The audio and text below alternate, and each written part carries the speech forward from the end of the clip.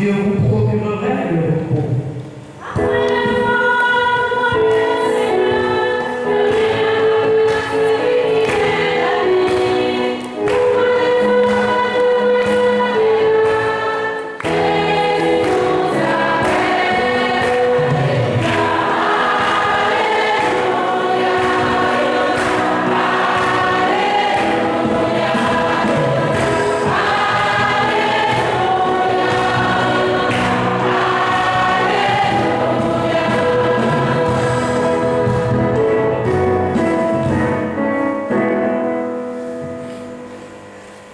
Le Seigneur soit avec vous.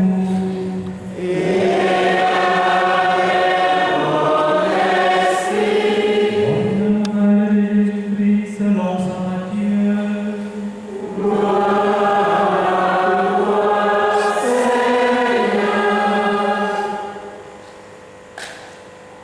En ce temps-là, Jésus prit la parole et dit: Venez à moi, vous tous qui peinez sous le poids du fardeau, et moi je vous procurerai le repos. Prenez sur vous mon joug, devenez mes disciples, car je suis doux et humble de cœur, et vous trouverez le repos pour votre âme. Oui, mon joug est facile à porter, et mon fardeau léger.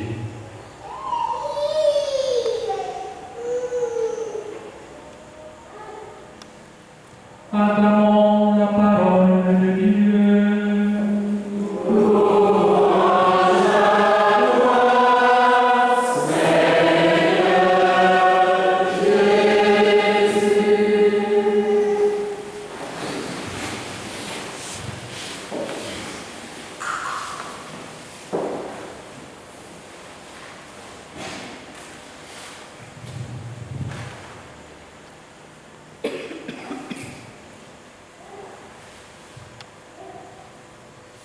Mes chers frères et sœurs, bonsoir. Bonsoir, Père. Depuis quelques heures, nous nous sommes embarqués dans ce périple venu de divers horizons. Nous avons afflué vers cet endroit, vers ce lieu qui est assez parlant pour l'Église. Le séminaire pour l'Église est toujours comme une femme enceinte. Vous savez que si la femme ne tombe pas enceinte, il n'est pas possible que la race humaine se perpétue. C'est au séminaire que les prêtres sont formés. C'est au séminaire que l'Église enfante ceux-là qui sont chargés de faire naître au sein de l'Église les chrétiens. Le prédicateur disait il y a quelques heures seulement que s'il n'y a pas de prêtre, il n'y a pas d'Eucharistie. Voilà pourquoi l'Église veille à ce que le séminaire soit toujours un lieu saint, soit une terre sainte. Et je crois que si nous avons choisi cet endroit, c'est aussi pour bénéficier de cette sainteté. Cette sainteté que seul l'Esprit Saint est capable de donner. Parce que c'est lui le sanctificateur. C'est lui le purificateur.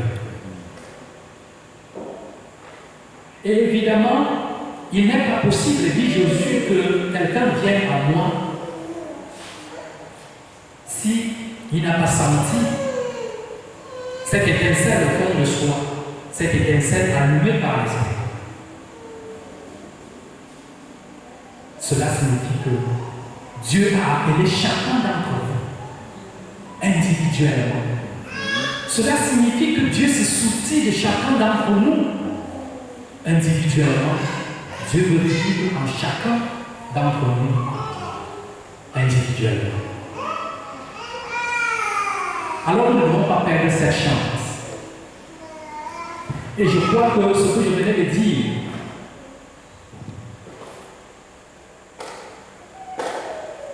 le premier verset du texte que nous avons en parle de l'évangile tombe à pic, tombe à point avec notre situation actuelle. Le Seigneur se soucie de ses apôtres, il se soucie des siens, il se soucie de chacun de ses disciples et il sait qu'ils ont souffert. Ils ont souffert en tant que disciples, en tant qu'ouvriers. Ils ont souffert dans leurs travaux, dans leur labeur missionnaire, apostolique. Je voudrais ajouter familial, professionnel. Le Seigneur sait combien chacun et chacune d'entre vous souffre et a besoin de repos, a besoin de répit. Les exemples sont légion. Même quand le parent dort, son cœur est toujours en train de travailler. Son cerveau est toujours en train de se balader pour voir de quoi sera fait le lendemain. Non pas pour lui-même, mais d'abord pour sa progénie. Voilà par exemple un fardeau. Le fardeau d'assumer un lendemain pour ses enfants. Le fardeau de trouver du pain pour ses enfants. De trouver l'argent de taxi pour l'école pour ses enfants. Pendant 9 mois, pendant 12 mois, vous, parents, vous portez ce fardeau-là. Vous portez le fardeau de la haine au sein des familles. Le fardeau des divisions qui jamais n'ont été l'œuvre de l'Esprit Saint. Parce que l'Esprit de Dieu est cet esprit-là qui punit. Et pour diagnostiquer sa présence dans votre vie, il faut regarder si vous êtes unis en vous-même. Pour diagnostiquer sa présence au sein de la famille, il faut aller diagnostiquer si la famille est unie. Dès que les divisions entrent, sachez que cet esprit-là est compressé. Donc nous avons plein de fardeaux que nous, sous le poids desquels nous croyons au quotidien. Mais justement par ce texte, le Seigneur nous montre qu'il n'est pas indifférent. Il invite les siens. Venez à moi, vous tous qui prenez sous le poids des fardeaux. Nous sommes conscients que le Seigneur est là. Nous avons écouté son appel. Nous sommes également conscients des fardeaux que nous portons. Ce que nous voulons faire et qui ne se réalise pas tel que nous le voulons, cela crée en nous de l'angoisse. La maladie crée en nous de l'angoisse. C'est des fardeaux. Alors nous sommes conscients de toutes ces choses. Que le Seigneur nous appelle, qui nous a invités ici. Nous sommes conscients que nous avons des fardeaux. Nous sommes également conscients qu'il faut nous sortir des situations. Mais également, il faut savoir qu'il peut arriver que nous ayons entendu la voix du Seigneur. Mais une fois arrivés ici, que nous ne soyons pas prêts à nous ouvrir pour déposer à ses pieds le fardeau que nous portons, sous le poids duquel nous ployons. Notre retraite ne sera réussie, ne portera du fruit que si nous ouvrons nos cœurs pour faire totalement confiance à l'Esprit de Dieu qui nous a invités à ce lieu, en ce lieu. Ouvrir notre cœur pour lui dire nos joies et nos peines. Mais surtout, surtout professer notre foi en lui, professer notre foi en sa toute-puissance en lui disant, Seigneur, je sais que ma vie est comme ceci, honnêtement. Je sais que le diagnostic que je fais de ma vie spirituelle n'est pas un diagnostic réalisant. Mais je sais que toi, tu es capable de me donner le repos. Tu es capable de me soigner. Tu es capable de m'ouvrir les portes. Cela nécessite un effort parce qu'il dit, venez à moi. Il faut faire le pas. Et pour faire des pas, il faut dépenser l'énergie. Il faut donner du sien, il faut participer. Alors, non pas tellement notre présence physique, elle est importante, mais il faut bien que spirituellement, nous soyons ouverts pendant le nombre de jours que nous passerons dans ce lieu, afin de laisser la grâce de Dieu, afin de laisser l'onction de l'Esprit Saint travailler dans chaque cœur.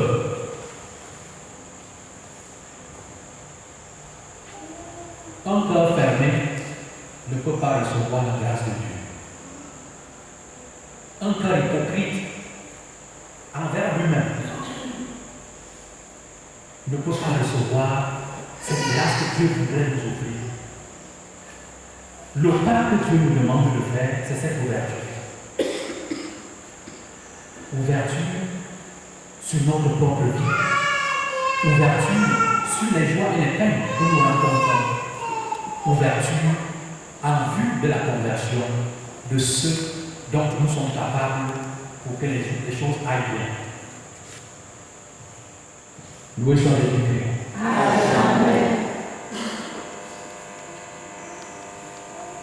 Il y en a qui veulent avancer, mais sans rien changer. Loué soit Jésus. Amen. Ils veulent avancer sans faire d'effort. Ils veulent que la situation change, sans prendre une autre méthode, sans essayer de faire quelque chose pour que ce ne soit pas comme hier. Je crois que cela peut être aussi, n'est-ce pas, une trahison envers l'Esprit Saint. Parce que l'Esprit de Dieu travaille avec nos bras, avec nos mains. Il travaille avec notre intelligence. Alors il n'est pas possible, imaginez pour les joueurs de foot, ils commencent avec une technique, n'est-ce pas? Ils font comment on appelle ça, une tactique. L'entraîneur met une tactique. En première mi-temps, ils encaissent 3 buts. Ils reviennent avec la même tactique et avec les mêmes joueurs. C'est pour aboutir à quoi? N'est-ce pas que la logique voudrait que, après avoir encaissé les 3 buts, au retour, on se dise dans les vestiaires, nous n'allons plus attaquer, la défense était prête à jouer très haute. Et voilà pourquoi on a encaissé. Nous allons reculer d'un pas et laisser le milieu de terrain attaquer un peu plus haut. Et peut-être que la situation va changer. Ce que je voudrais dire, c'est que l'Esprit Saint, Jésus, voudrait pour notre salut collaborer avec nous, coopérer. Nous devons coopérer à son action pour qu'elle soit efficace. Ma vie est comme ceci parce que le Seigneur m'a invité. Quelle est la résolution que je prends? Ce texte, je le lis aussi un peu comme une interpellation à être humble. Parce que le disciple n'est pas au-dessus de son maître.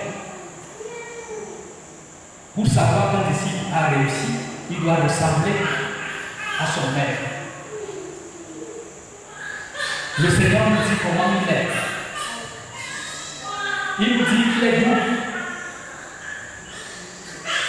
et qu'il est humble de cœur. À chaque fois qu'on évoque le mot cœur dans la Bible, nous devons comprendre que le Seigneur voudrait parler de toute sa personne. Pas de ce qui apparaît, mais de ce qui est, dans sa totalité et dans les méandres de son aide. Voyez-vous très souvent nos frères qui vont souvent à la pêche. Bon, aujourd'hui, ce n'est plus la pêche artisanale. On peut faire des étangs. Faites une expérience. Vous allez là où il y a les étangs, ou alors là où il y a du poisson dans l'eau. Vous prenez une grosse pierre. Vous jetez dans l'eau en espérant attraper les poissons. Revenez nous partager qu'est-ce qui va se passer. Par contre, prenez, qu'est-ce que les jeunes mettent souvent sur la moisson? La pâte. Vous mettez sur la moisson et vous jetez cela dans l'eau sans trop de bruit, en espérant attraper le même poisson et revenez nous dire qu'est-ce qui va se passer. Et il n'y a que dans un tas, les poissons vont s'enfuir. Et dans l'autre cas, ils vont plutôt. Il y a des chrétiens qui sont comme de gros cailloux dansés dans l'eau. Tout le monde autour de fuit. Il n'y a personne autour d'eux. Or, j'ai dit ici que l'Esprit Saint a cette caractéristique qu'il est un esprit qui attire. Donc, il va de soi que la douceur dont parle le Christ est aussi manifestation de cet esprit-là, est aussi don de cet esprit-là en lui, qui fait que les autres trouvent, n'est-ce pas, bon, d'être auprès de vous. Il peut arriver que vous soyez charismatique, mais que votre famille soit totalement divisée, déjà nous entendons, mais vous êtes charismatique. Et parfois même vous êtes au centre de la haine. Le Seigneur nous appelle à être doux. Par la douceur, on peut résoudre beaucoup de problèmes. Il est possible d'avoir raison dans une affaire, mais sans douceur, qu'on devienne coupable. Le Seigneur nous appelle aussi à être humble. Saint André-Marie Claret nous dit que l'humilité est la porte ouverte à toutes les autres vertus. Et par contre, vous connaissez l'inverse ou alors le contraire de l'humilité, n'est-ce pas? C'est. Donc, s'il dit que l'humilité est la porte ouverte à toutes les autres vertus, c'est-à-dire que quand quelqu'un est déjà humble, il peut exceller dans les autres vertus. De la même manière, l'orgueil est la porte ouverte à tout type de sorcellerie. Quand quelqu'un est orgueilleux, tous les autres péchés tournent autour de lui. Par orgueil, il peut mentir. Par orgueil, il peut voler. Par orgueil, il peut tuer.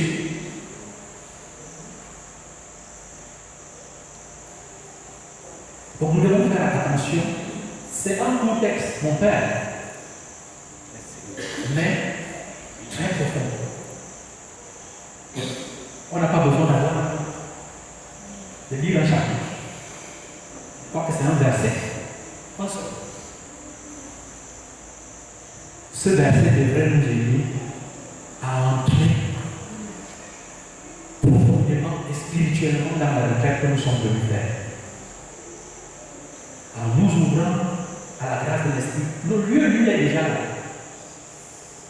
Le lieu, même le sujet est là, que nous devons ressortir ici, étant des saints.